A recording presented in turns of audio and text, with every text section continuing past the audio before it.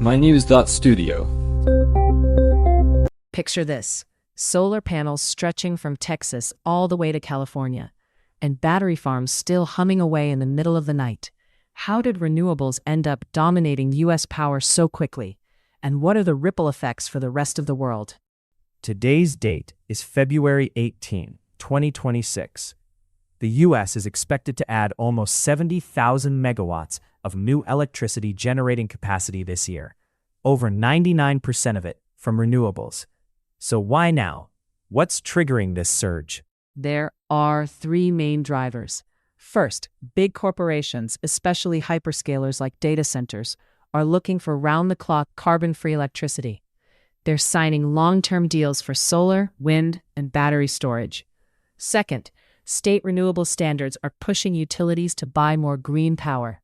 And third, developers are racing to complete projects before some major federal tax credits expire.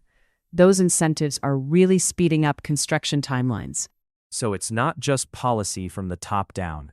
Private demand and financial incentives are both at play. Are the tax credits ending soon? Some are. For example, the residential solar 25D credit is scheduled to sunset. That's got both developers and homeowners trying to lock in savings now. There's also some uncertainty around tariffs on imported panels and parts, which could push prices up in the short term. With all this activity, are we seeing more jobs in the sector? Yes, very much so. Construction and manufacturing jobs are rising fast. Building solar farms, wind turbines, and battery plants takes a lot of labor. Plus, the supply chain is expanding. Factories making panels, inverters, batteries.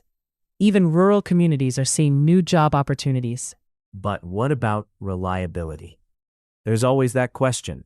Can renewables actually keep the grid stable as we move away from coal and restrict new natural gas? That's where battery storage changes the game. For instance, Texas recently expanded its Stampede project to 256 megawatts of solar plus storage. Batteries help balance supply, store extra energy during peak times, and release it when demand goes up. Utilities are also investing more in grid management, better software and forecasting to handle the ups and downs of wind and solar. Is there a risk that prices will go up during the transition?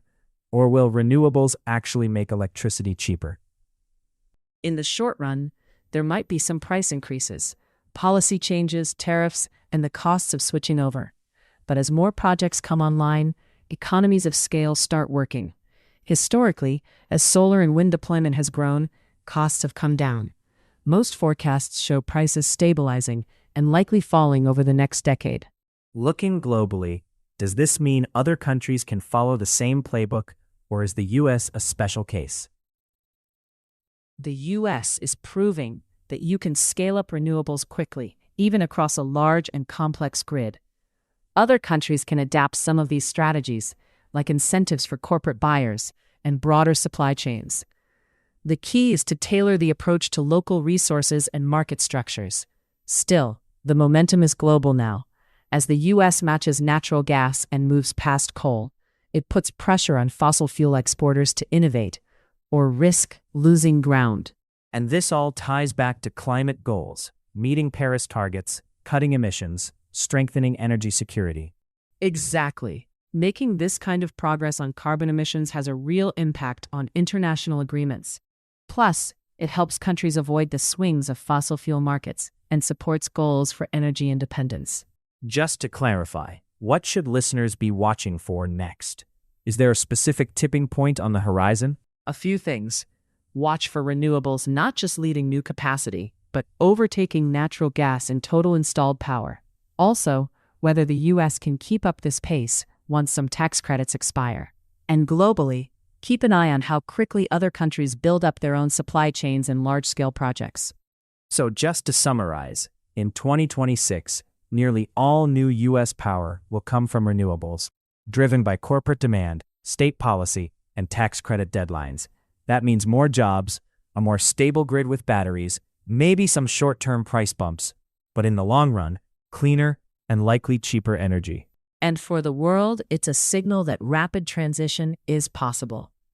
Everyone's watching to see how the U.S. pulls this off. Thanks for helping us unpack what could be a pivotal moment for energy and the climate. Thank you for tuning in. This episode was powered by mynews.studio. Give it a try for free.